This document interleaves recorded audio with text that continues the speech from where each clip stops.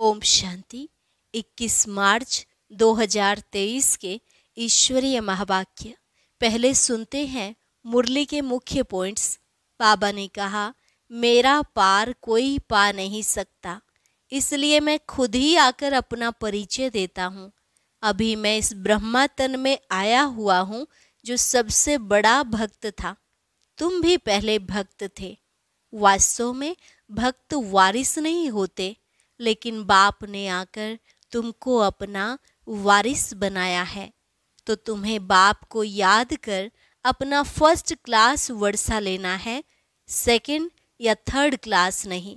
फिर बाबा ने कहा, सभी मनुष्य मात्र को अब भक्ति के दुखों से छुड़ाकर ठिकाना देने आया हूँ। जो भी धर्म वाले हैं, सब आत्माओं का असुल ठिकाना है मुक्ति जीवन मुक्ति धाम। इस दुनिया में किसी भी मनुष्य को एक जन्म के लिए भी हेल्थ वेल्थ नहीं मिल सकती, जबकि तुम सब 21 जन्मों के लिए वहाँ हेल्दी वेल्दी रहते हो। तो तुम्हारे दिल में तो ढोल बाजे बजने चाहिए। मोस्ट बिलीवेड बाप तुमको शाहों का शाह, स्वर्ग का मालिक, विश्व का मालिक बना रहे हैं।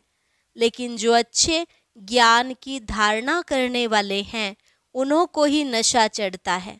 जो ज्ञान की धारणा नहीं करते, उनकी सूरत भले मनुष्य की है, परंतु सीरत बंदर की है। और लास्ट में बाबा ने कहा, कहीं भी भाषण आदि करो तो बोलो, हम अभी श्री श्री शिव परमात्मा की श्रेष्ठ मत पर चल भारत को श्रेष्ठ दैवी राजस्थान बना रहे हैं।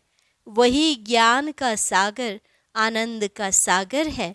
ऐसे ऐसे अच्छी तरह से समझाओ जो सुनने वाले पानी हो जाएं, पिघल जाएं। और अब सुनते हैं महावाक्यों को विस्तार से। बाबा ने कहा, मीठे बच्चे, भगवान आया है सभी भक्तों को भक्ति का फल, मुक्ति जीवन मुक्ति का ठिकाना देने। तुम भक्त से अभी वारिस बने हो, बच्चे बने हो। प्रश्न, तुम बच्चे किस स्मृति में रहो तो दिल में खुशी के ढोल बाजे बजते रहेंगे? उत्तर, सदा स्मृति रहे कि मोस्ट बिलवेड बाबा आया है हमें विश्व का मालिक, शाहों का शाह बनाने। हम अभी सूर्यवंशी राजा रानी बन रहे हैं। बाबा हमें 21 जन्मों के लिए एवर हेल्दी वेल्दी बना रहा है। हमारे सतयुगी राज्य में सब चीजें फर्स्ट क्लास होंगी, तत्व भी सतोप्रधान होंगे, आत्मा और शरीर दोनों गुलगुल होंगे, फूल समान होंगे। इसी स्मृति से दिल में खुशी के ढोल बाजे बजते रहेंगे। ओम शांति। बच्चे जानते हैं कि बाप परमधाम में रहने वाला है। वह बाप खुद बच्चों को कहते हैं, अब तुम भक्त नहीं हो, अभी तुम भगवान के बच्चे हो। भक्त भगवान को ढूंढते रहते हैं, भक्त को भगवान नहीं कह सकते। भक्त अनेक हैं, भगवान एक है। अब भक्त मनुष्य हैं तो जरूर भगवान को भी मनुष्य रूप में आना पड़े। गाया जाता है, भगवान घर बैठे आते हैं। किसके घर? मनुष्यों के घर। भगवान को जरूर मनुष्य रूप धारण करना पड़े। निराकार परम पिता परमात्मा एक है, भक्त अनेक हैं। सभी मनुष्य इस समय भक्त हैं, भगवान को याद करते हैं, समझते हैं कोई समय भगवान को आना जरूर है। वह है स्वर्ग का रचयिता, तो जरूर एक ही होगा ना, अनेक तो नहीं हो सकते। भगवान आकर मनुष्य रूप में भक्तों को समझाते हैं। आधा कल्प तो मुझे याद करते हैं। ड्रामा अनुसार जरूर भक्ति मार्ग में याद करना ही है। फिर मैं भगवान मनुष्य का रूप धरकर भक्तों के पास आता हूँ। भक्त भी मनुष्य हैं तो हमको मिलना भी मनुष्यों से ही है। जरूर मनुष्य का रूप धारण करना पड़े, कोई कचमच का नहीं। बाप कहते हैं, मैं आकर बच्चों को अपना परिचय देता हूँ। मेरा पार कोई पा न सके, इसलिए मैं ही आकर अपना परिचय देता हूँ कि मैं आया हुआ हूँ। तुम बच्चे जानते हो, बाप मनुष्य तन लेकर आते हैं। वह भी समझाते हैं कि मैं किस भक्त के तन में प्रवेश करता हूँ। यह ब्रह्मा है, सबसे बड़ा भक्त। एक तो भक्त नहीं है, जो भी पुराने भक्त हैं उनका हिसाब बताते हैं। वही प्राचीन देवी देवता जो सतयुग आदि में थे, फिर वह भक्ति मार्ग में आते हैं तो भक्ति शुरू कर देते हैं। तो वह हुए सबसे पुराने भक्त। उन्होंने ही पूरी भक्ति की है। वही आए हैं भगवान से मिलकर देवी देवता पद को प्राप्त करने। फिर आकर सम्मुख मिलते हैं। तुम जानते हो, हम भक्त थे, सारी दुनिया भक्त है। भगवान आया हुआ है भक्तों की रक्षा करने, क्योंकि भगत बहुत दुखी हैं। भक्तों को यह पता नहीं है कि शांति और सुख कहाँ होता है। भगवान आकर समझाते हैं, मैं जब आता हूँ तो सौगात लेकर आता हूँ बच्चों के लिए। बेहद का बाप जरूर बेहद की सौगात लेकर आएंगे। अभी तुम समझते हो हम भक्त नहीं हैं। भगवान ने आकर अपना ही वारिस बनाया है। भक्त वारिस नहीं होते। वह ऐसा नहीं समझते कि हम बच्चे हैं, बाप से हमको वर्षा लेना है। वह तो सर्वव्यापी कह देते हैं। तो फिर भगवान कहाँ से आए? अब तुमको वर्षा जरूर चाहिए, इसलिए मुझे याद करते हो। वर्षा भी फर्स्ट क्लास चाहिए, सेकंड थर्ड क्लास नहीं। सभी भक्त भगवान को याद करते हैं कि जाकर उनसे मिलें, परंतु जानते नहीं कि कैसे उनके पास जाएं। तो भगवान को आना पड़ता है। पढ़ाते भी हैं। तुम जानते हो, भगवान आया हुआ है सबको भक्ति का फल देने अथवा सबको सुखी करने। भगवान को अभी ही आना होता है। वह है रूहानी पंडा। वास्तव में मनुष्यों का सच्चा सच्चा तीर्थ है मुक्ति और जीवन मुक्ति धाम। स्वर्ग में रहने वाले देवताओं के जड़ चित्र यहाँ हैं। उन जड़ चित्रों पास जाते हैं यात्रा करने। वह हो जाती है जिस्मानी यात्रा। दिलवाड़ा मंदिर में वह जगत अम्बा के पास यात्रा करने जाते हैं। वह है भक्ति। भगवान आकर इन यात्रा के धक्कों से छुड़ा देते हैं। भक्त भगवान को मिलते हैं तो भगवान भक्ति के दुखों से छुड़ाकर ठिकाने लगा देते हैं। बाप कहते हैं, जो भी सब धर्म वाले हैं, सब मनुष्य मात्र को अभी ठिकाने लगाने आया हूँ। असुल ठिकाना है मुक्ति जीवन मुक्ति धाम। सभी को अपने धाम व स्वर्ग धाम में ले जाते हैं। तुम बच्चों की बुद्धि में है बाबा परम धाम से आया हुआ है। आत्मा ही चाहती है कि हम भगवान के पास जाएं। याद कौन करते हैं? आत्मा याद करती है इन ऑर्गन्स द्वारा। बाप कहते हैं, अब तुमको देही अभिमानी बनना है। तुम्हारी बुद्धि में ज्ञान टपकता रहता है। बरोबर ड्रामानुसार बाबा आया हुआ है।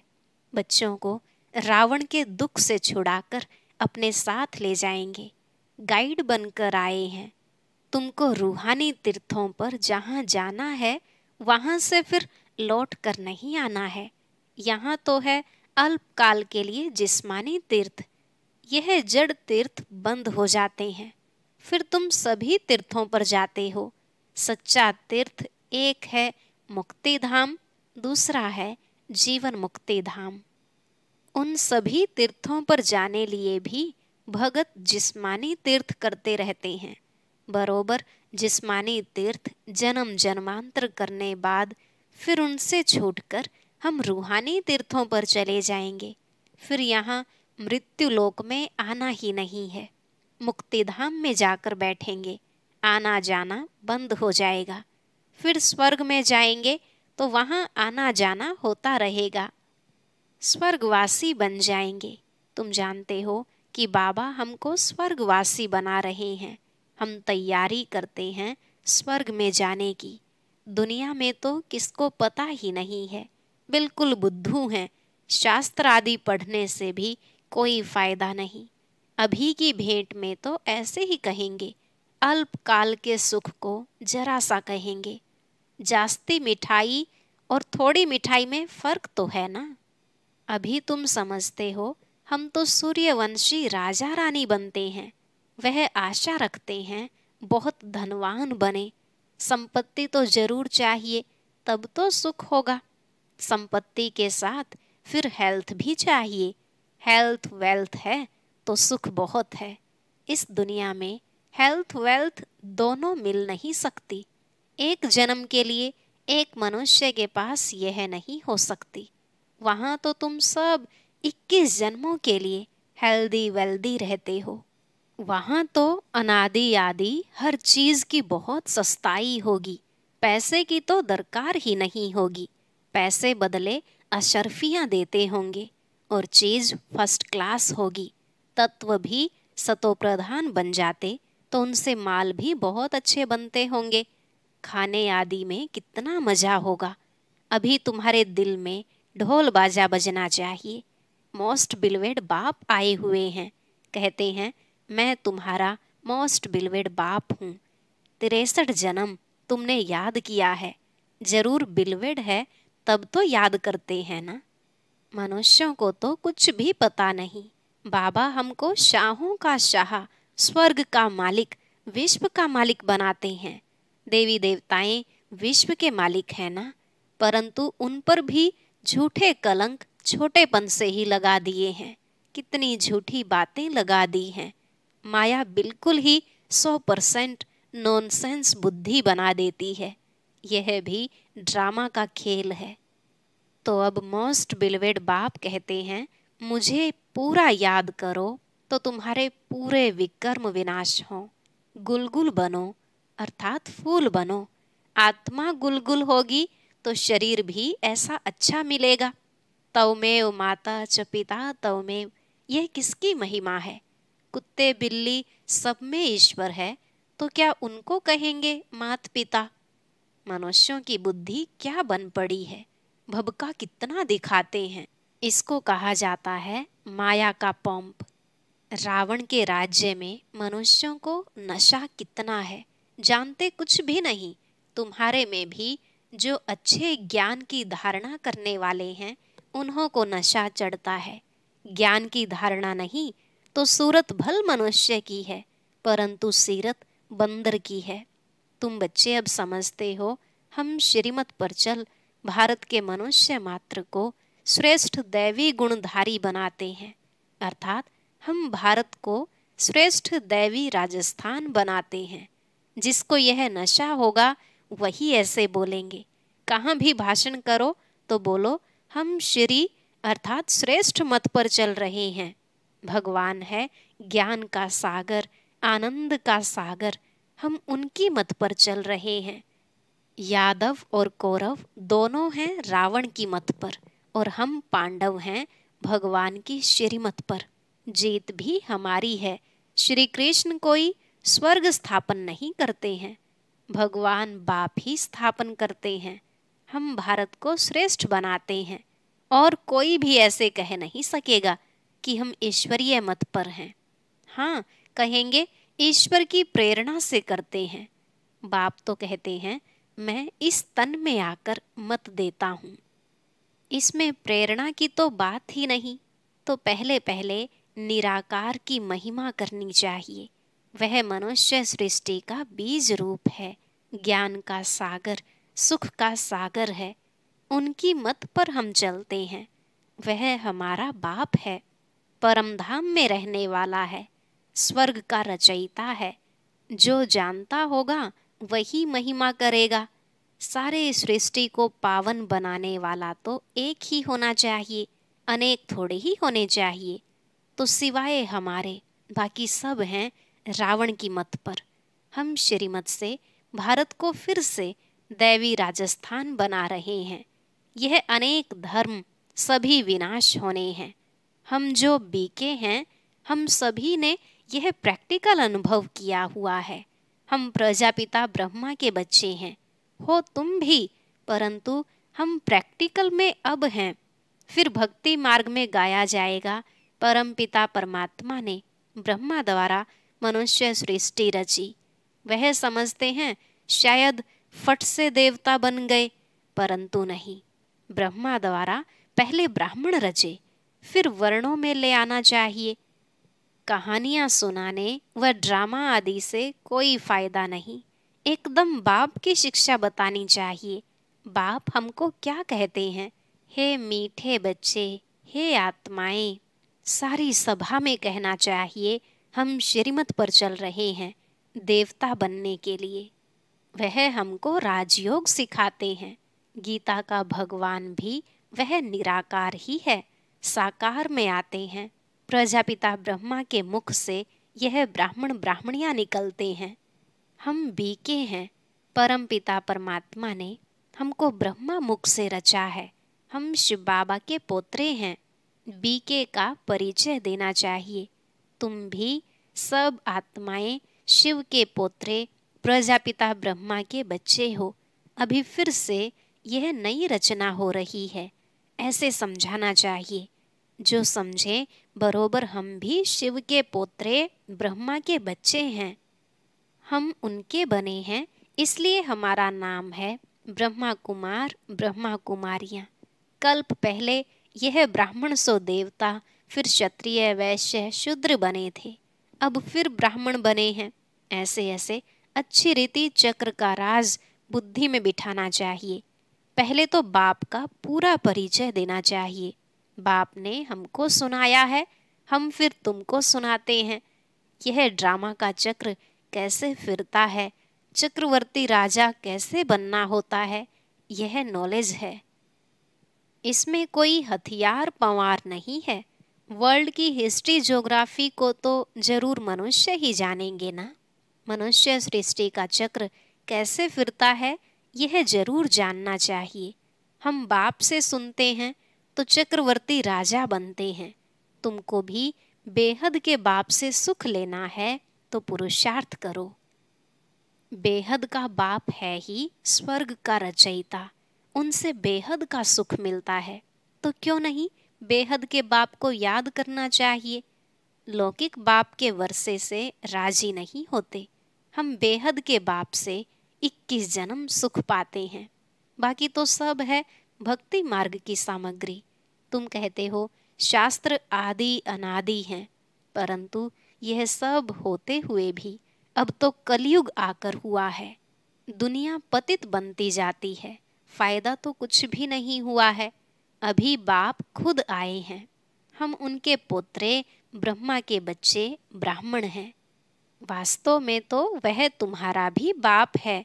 ऐसे ऐसे अच्छी तरह से समझाओ तो वह भी पानी हो जाए, अर्थात पिघल जाए। अच्छा, मीठे मीठे सिकिलधे बच्चों प्रति माता पिता बाप दादा का याद प्यार और गुड मॉर्निंग। रूहानी बाप की रूहानी बच्चों को नमस्ते। रूहानी बच्चों की रूहानी बाप दादा को नमस्ते नमस्ते, गुड मॉर्निंग, शुक्रिया बाबा, शुक्रिया। धारणा के लिए मुख्य सार। पहला पॉइंट, रूहानी यात्रा पर तत्पर रहे। याद से आत्मा और शरीर दोनों को गुलगुल बनाना है, अर्थात फूल समान बनाना है, विकर्म विनाश करने हैं। दूसरा, हम डायरेक्ट ईश्वर की मत पर भारत को श्रेष्ठ, मानव मात्र को दैवी गुणधारी बनाने की सेवा में निमित्त हैं। इस स्मृति में रहना है। आज का वरदान, सूर्यमुखी पुष्प के समान ज्ञान सूर्य के प्रकाश से चमकने वाले सदा सम्मुख और समीप भव। सूर्यमुखी पुष्प के समान ज्ञान सूर्य के प्रकाश से चमकने वाले सदा सम्मुख और समीप भव। बाबा ने कहा, जैसे सूर्यमुखी पुष्प सदा सूर्य की प्रकाश से घिरा हुआ रहता है, उसका मुख सूर्य की तरफ होता है, पंखुड़ियां सूर्य की किरणों के समान सर्कल में होती हैं। ऐसे जो बच्चे सदा ज्ञान सूर्य के समीप और सम्मुख रहते हैं, कभी दूर नहीं होते। वे सूर्यमुखी पुष्प के समान ज्ञान सूर्य के प्रकाश से स्वयं भी चमकते और दूसरों को भी चमकाते हैं। स्लोगन: सदा हिम्मतवान बनो और सर्व को हिम्मत दिलाओ तो परमात्मा मदद मिलती रहेगी। सदा हिम्मतवान बनो और सर्व को हिम्मत दिलाओ तो परमात्मा मदद मिलती रहेगी। और अब सुनते हैं आज का अव्यक्त ज्ञान मोती।